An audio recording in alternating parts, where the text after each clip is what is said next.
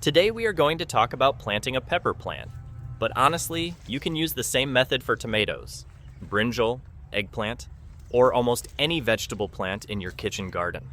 This is a very simple and practical way of planting, and at the same time, it helps you recycle your kitchen waste in a useful way. First of all, choose the spot where you want to plant. Try to pick a place where there is good sunlight for most of the day, because pepper plants love warmth and sunlight. Now, after marking the circle, start digging around it. Make a circular trench, not too wide, but a little deep. The idea is to make a ring-shaped ditch around your planting spot. While digging, keep in mind that it should be deep enough so you can easily put kitchen waste inside it later. Don't make it too shallow, otherwise it won't hold enough organic matter or water. Once your circular trench is ready, take your plant and place it right in the middle of the circle. If it is a pepper seedling, gently remove it from the pot and try not to disturb the roots too much. Take your kitchen waste. This can be vegetable peels, fruit scraps, tea leaves, eggshells, or anything organic from your kitchen. Slowly put all this waste into the circular trench you made around the plant. Do not use plastic, oil waste, or anything non-biodegradable. Only organic material should go inside. This kitchen waste will slowly break down over time and turn into natural compost. It will feed your plant continuously without you needing chemical fertilizers. Think of it like a slow food system for your plant. As days pass, earthworms and microorganisms will start working on it and convert it into rich soil nutrients. After putting the kitchen waste, cover the trench properly with soil or compost.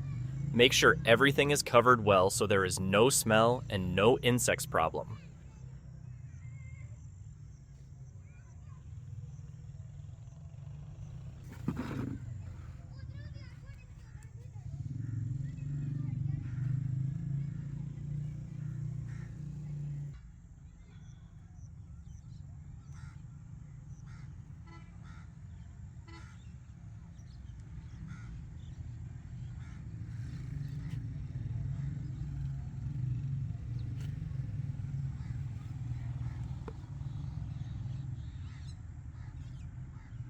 Once covered, gently press the soil with your hand. Don't press too hard, just enough so it becomes stable and even.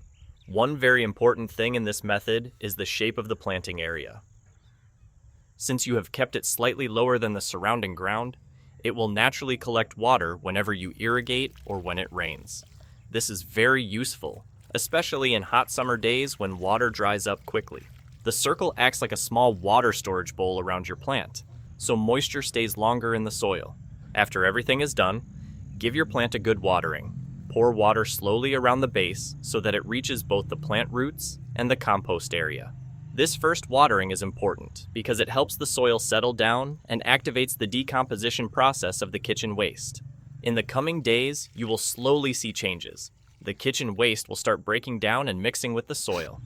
You may not see it immediately, but underground a lot of activity will be happening.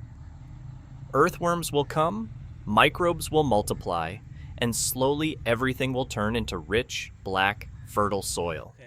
This method is very helpful because it reduces your kitchen waste and at the same time improves your garden soil. Instead of throwing peels and scraps in the dustbin, you are directly using them for your plants.